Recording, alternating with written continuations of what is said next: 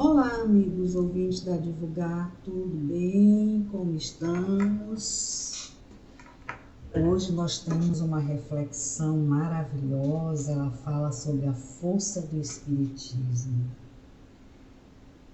De Allan Kardec, na revista O Reformador, agosto de 2016, páginas 21 e 22. O título já me deixa empolgada. A força do Espiritismo. Nós temos como referência o Livro dos Espíritos, de Allan Kardec, que é maravilhoso. Vamos lá? Aproveitar essa oportunidade de ver essa reflexão sobre a força do Espiritismo. E ele começa assim. Cadê minha caneta? Aqui, achei. A força do Espiritismo. Seria formar ideia muito falsa do Espiritismo quem julgasse que ele aure suas forças nas práticas das manifestações materiais e que, impedindo-se tais manifestações, é possível minar-lhe a base. Sua força está na sua filosofia, no apelo que dirige à razão, ao bom senso.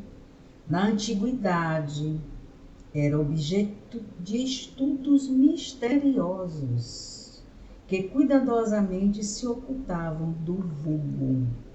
O Espiritismo antigamente era uma coisa de terrorismo. As pessoas te condenavam, te levavam até a fogueira. Teve a queima dos livros, acho que muita gente lembra disso, Hoje a gente já fala de peito aberto, eu sou espírita, mas antigamente era tudo às escondidas, Era tudo muito perigoso, muito. Como sempre, o novo assusta, E a verdade, então, assusta muito mais. Hoje ele não tem segredos para ninguém. Fala uma linguagem clara, sem ambiguidades. Nada há nele de místico, nada de alegorias suscetíveis e de falsas interpretações. Quer ser compreendido por todos, porque são chegados os tempos de fazer-se que os homens conheçam a verdade. Longe de se opor à difusão da luz, ele a quer para todo o mundo. Não exige crença cega. Quer que o homem saiba porque crê. Apoiando-se na razão, o Espiritismo será sempre mais forte do que os que se apoiam do nada.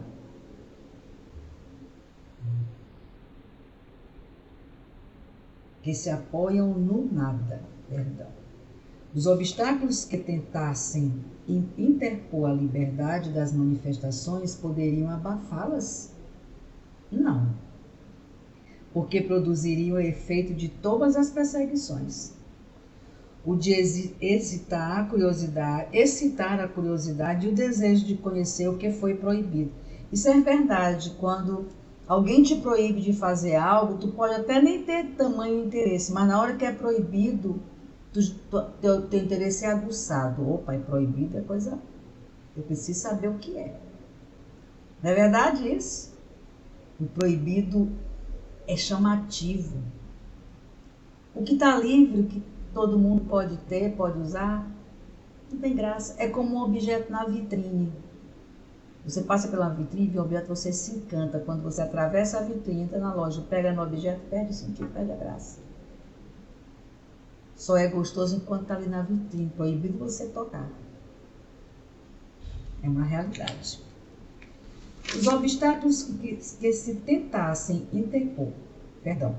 Por outro lado, se as manifestações espíritas fossem privilégio de um único homem, sem dúvida que, isolando-se esse homem, as manifestações cessariam. Infelizmente, para os seus adversários, elas estão à disposição de todos, e a elas recorrem desde o menor até o maior, desde o palácio até a choupana. Pode-se proibir o seu exercício público. Sabe-se, porém, perfeitamente que não é em públicos que elas melhor se dão, e sim na intimidade. Ora, como qualquer pessoa pode ser médium? Quem poderá impedir que uma família no seu lar, um indivíduo no silêncio do seu gabinete e o prisioneiro na sua cela entre em comunicação com os espíritos, não obstante os que os vigiam e mesmo na presença deles? Se as proibirem num país, conseguirão impedir que ocorram num país vizinho. No mundo inteiro, visto que em todos os continentes não há lugar onde não existam médiuns. Olha a pergunta.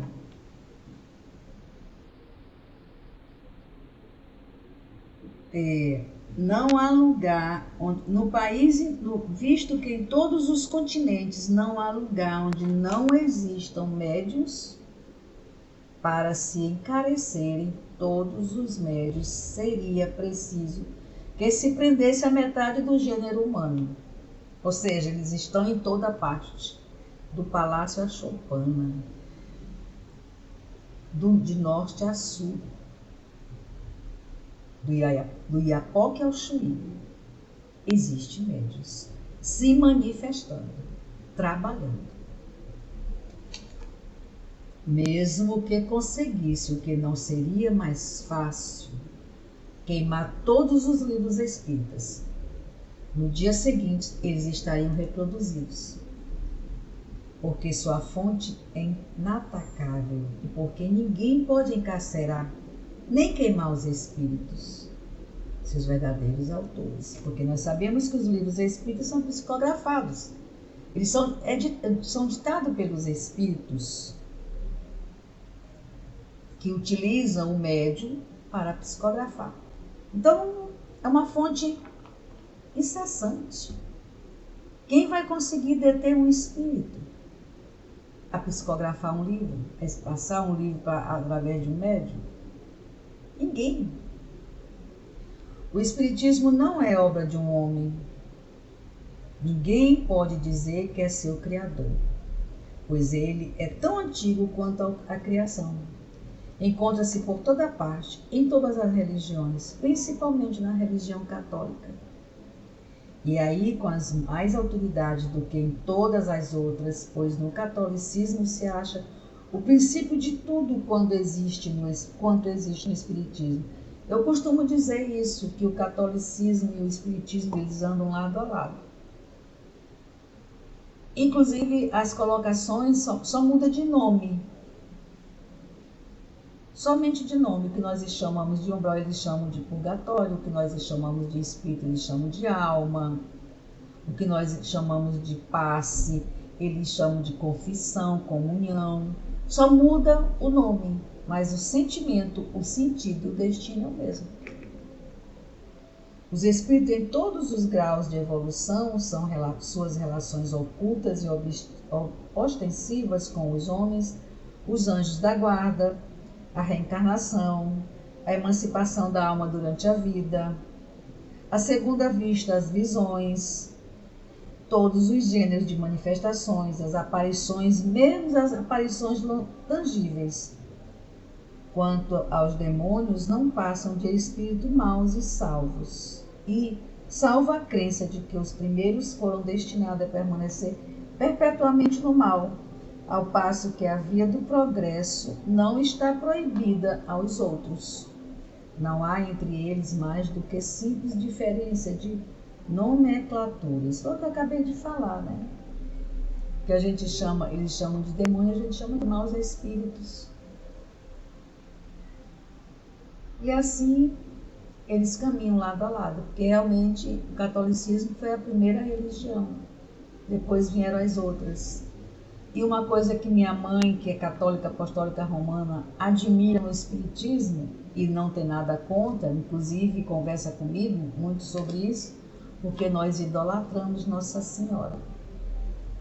E o católico, ele tem uma verdadeira adoração pela Mãe de Jesus, esse grande Espírito de luz. E nós espíritas também temos essa paixão e essa idolatração pela Mãe de Jesus. O que nós chamamos de espírito, eles chamam de santos. E aí criam as imagens, cada uma mais bela do que a outra, mas são os espíritos. O que faz a moderna ciência espírita? Reúne em corpo de doutrina o que está no espaço. Explica em termos apropriados o que só era dito em linguagem alegórica. Suprime o que a superstição e a ignorância haviam criado para só deixar o que é real e positivo. Eis o seu papel. Mas não lhe cabe o papel de fundadora. Mostra o que existe, coordena, mas não cria nada, porque suas bases são de todos os tempos e de todos os lugares. Quem, pois, ousaria considerar-se bastante forte para abafá-la com sarcasmo e mesmo com perseguições? Quem ousaria? Se a proscreverem de um lado, renascerá em outros locais. No próprio terreno em que a tenham banido, porque está na natureza. E não é permitido ao homem aniquilar uma força da natureza, nem por opor veto aos decretos de Deus. Ninguém tem mais força do que a natureza, a gente tem prova disso diariamente. Esses vendavais, essas catástrofes de inundações, o mar quando alguém toma o lugar do mar, que constrói planícies, e o mar daqui a pouco chega e arrebenta com tudo e toma o lugar de volta. As plantações que são devastadas no fogo e daqui a 3 meses tu volta lá tudo verdinho. Não é verdade?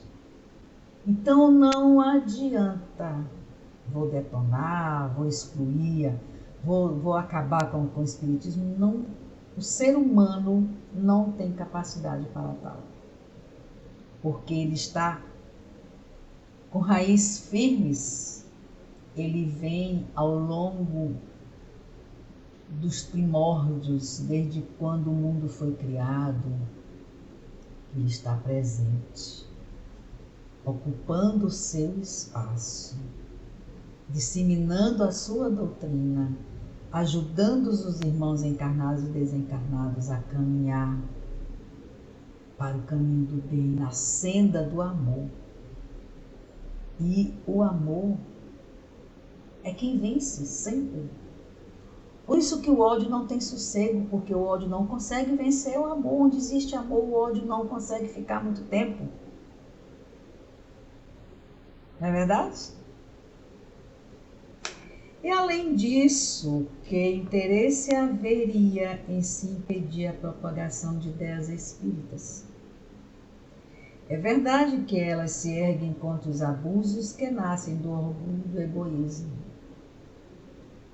Mas esses abusos de que alguns se aproveitam prejudicam as massas. O Espiritismo, portanto, terá as massas do seu lado, e por adversários sérios apenas o que tem interesse da manutenção desses abusos.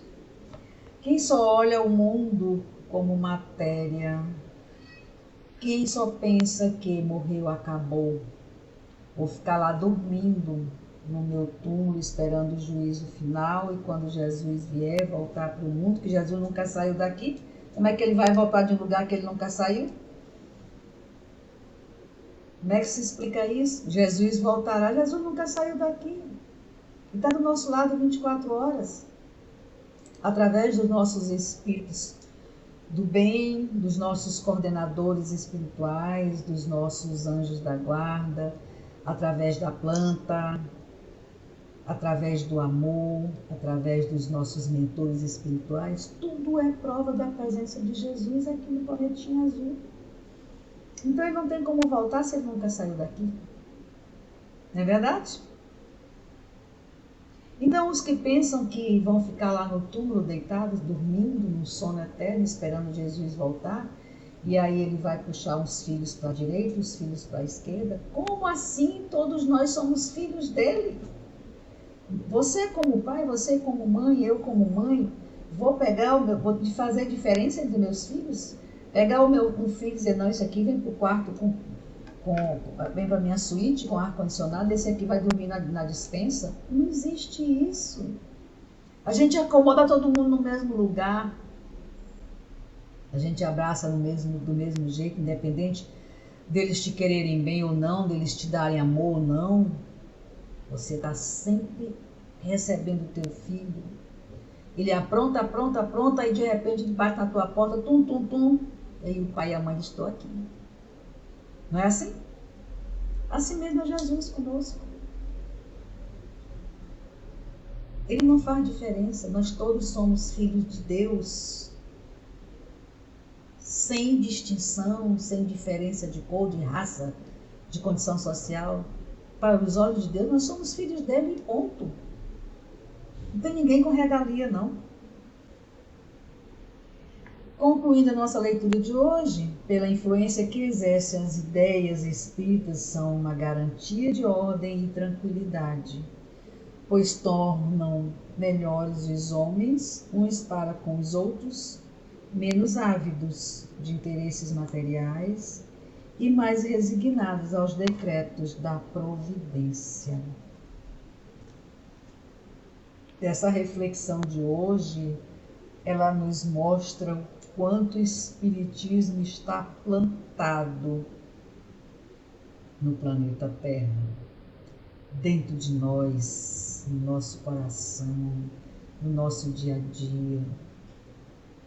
Não tem força terrena que consiga destruir o Espiritismo. Porque Jesus é um Espírito. Ele é o nosso governador. Olha que privilégio.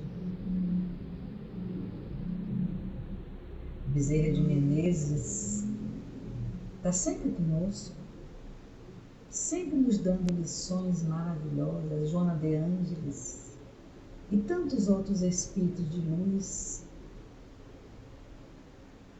André Luiz, que não nos abandona, não nos deixa sozinhos, está sempre ali segurando a nossa mão. Quanto privilégio nós somos e como nós somos ingratos. A gente não agradece. Precisamos aprender a agradecer. Ontem eu estava com uma amiga, ela é evangélica e eu espírita, e a gente conversando sobre religião, não, sobre Deus. E a gente trocando ideia de como a força da fé, da oração e do amor, ela consegue amenizar as nossas dores, ela consegue aliviar o momento que nós estamos vivendo de tanto ódio, de tanta ganância, de tanto egoísmo. E ela dizendo, vamos orar. Cada um ora do seu jeito. Cada um conversa com Deus à sua maneira. Mas o caminho é o mesmo. Não é verdade?